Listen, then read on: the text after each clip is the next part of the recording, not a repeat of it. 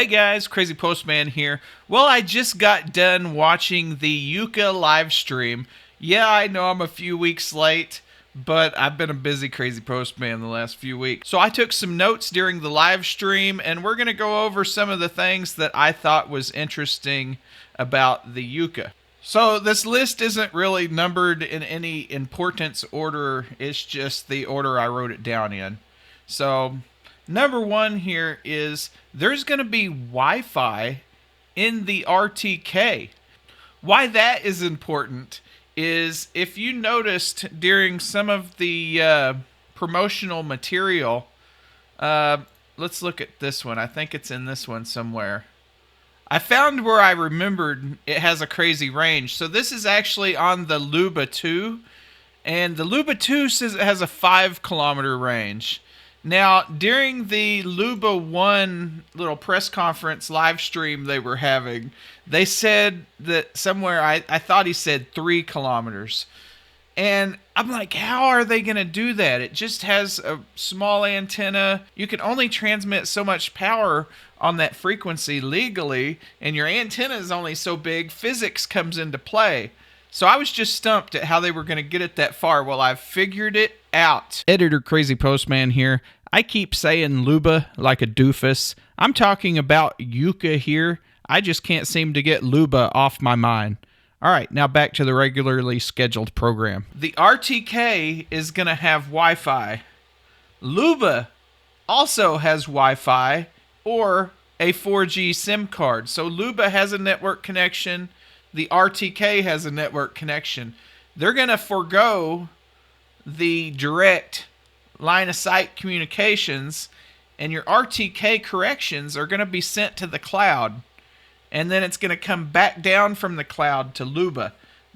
I think that's how they're going to do it. I think they're going to bypass the local RF 915 megahertz frequency, or in the North America here it's 915 megahertz.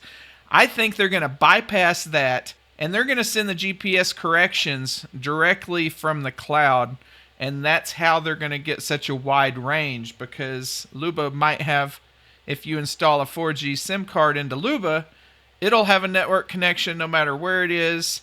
I think I remember reading in the specifications for RTK that technically the corrections can go out for 15 to 20 miles or kilometers away from the unit before they become invalid. For some reason, they decided to stick with 3 kilometers for the Yuka and 5 kilometers for the Luba, and that's how they're going to do it. They're going to get the corrections from the cloud. That was number one, Wi-Fi in the RTK, and that's actually only half of it. The RTK is also going to have Bluetooth. So why would you want Bluetooth in the RTK? Before you permanently mount it to wherever you think you're going to put it, you can see on your phone, hey, is this the best spot? How many satellites do I have here? And you can carry it around, find the most open spot on your lawn, and that's where you install it. It just helps with the installation. So the second thing on my list is 4G is not included. Now, it is 4G capable, but you have to have your own SIM card and your own data plan. Momotion is not going to provide for the service. Now, they may have a special thing set up with a provider to make it easy for you to do it. I don't know, but it's not going to be included. You're going to be expected to pay for that if you want it. So the next thing on my list here is this top connection that powers the motor in the collection bag here. I don't necessarily know that this is a bad thing, but it plugging into the top like this kind of bothers me a little bit. I feel like there's more of a chance for debris or corrosion or water to get in this connection with it being on the top. There's another up here at the top. You can see Luba without it connected. So it does have like a little cover that goes over it. I'm not sure why they have the bagger attached, but they don't have it plugged in here. But that bothers me. I don't know why they didn't put it on the side, or maybe put it in the back somewhere where it's not just right on top. I don't know that that's going to be an issue, but that's something that I noticed and I put it on my list here. The next thing on my list that I thought was interesting, it cannot work on vision only permanently. So it does still need an RTK signal to tell it where it is occasionally. I'm going to be honest, this one was a little bit hard for me to describe, so I'm going to go ahead and play this section of the live stream and let Roland explain to you directly how this is going to work. Okay, so will Yuka be able to operate without RTK and with 3D only? No, because just as I mentioned before, the fusion system is with 3D vision, which is the local coordinate system. And the local coordinate system means that it is not stable. It is not a long-term existed stable coordinates. So every time, maybe well, just for several days or sometime, it just change. So we need to align the local coordinate system to a stable global coordinate system, which is acquired from RTK. So basically, yeah, it needs to be first RTK fixed and then using the 3D vision positioning to continue work. So the next thing on my list is Yuka has manual cutting height control. You can't set the cutting height from the app.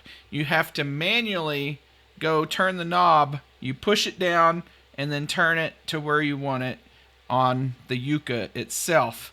Now, there is going to be a low cut and a high cut option, it seems, because you can see here on the screen that it's going to be 30 to 100 millimeters, but they implied there's also going to be an option for a 20 to 90 millimeters. So, not quite sure about that. We'll see when it gets here what that's about. But for right now, the regular model of Yuka here is 30 to 100 millimeters. So the next thing on my list involves the sweeper attachment. Now, somebody in the chat during the live stream asked this question, and I thought it was pretty cool. I didn't even think about it. You can also sweep sidewalks and driveways. So you can make, evidently, areas, and you have three options for your cutting area. You can mow, you can sweep, or you can mow and sweep at the same time.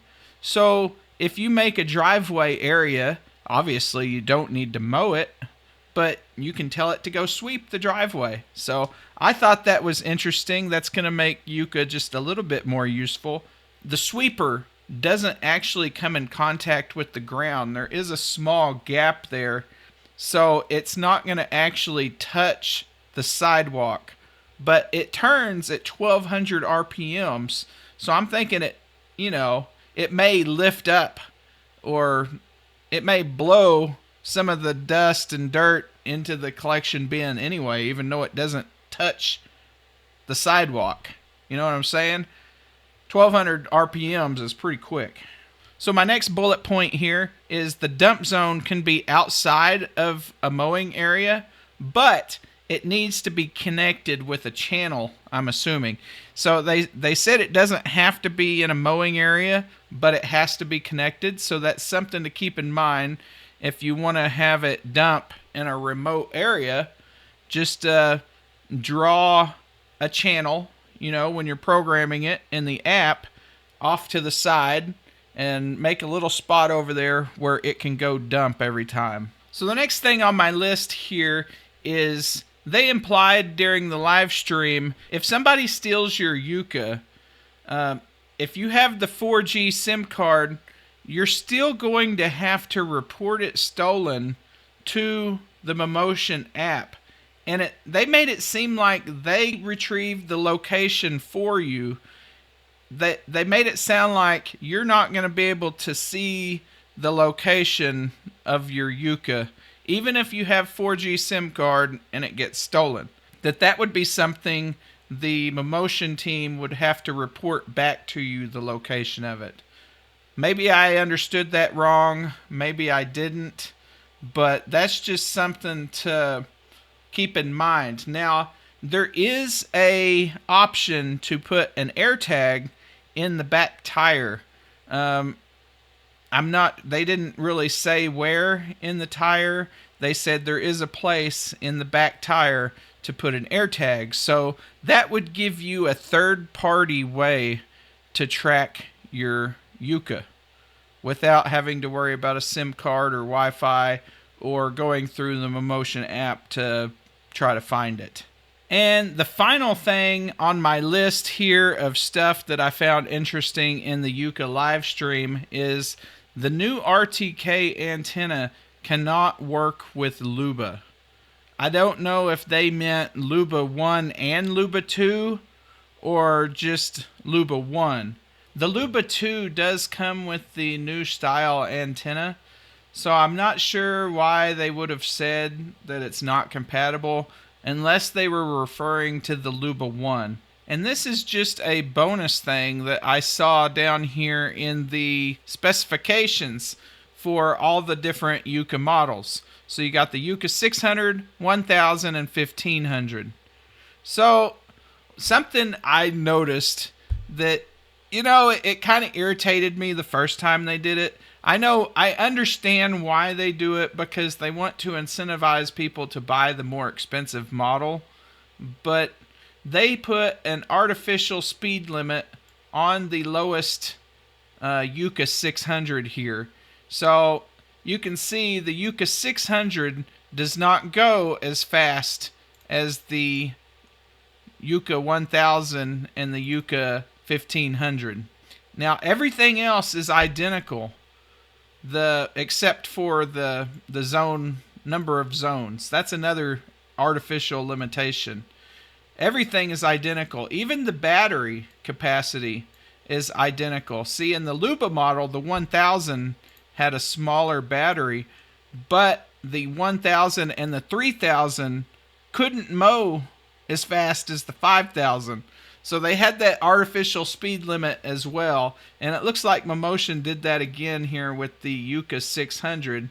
They just made it not go as fast, just to incentivize people to buy the more expensive models.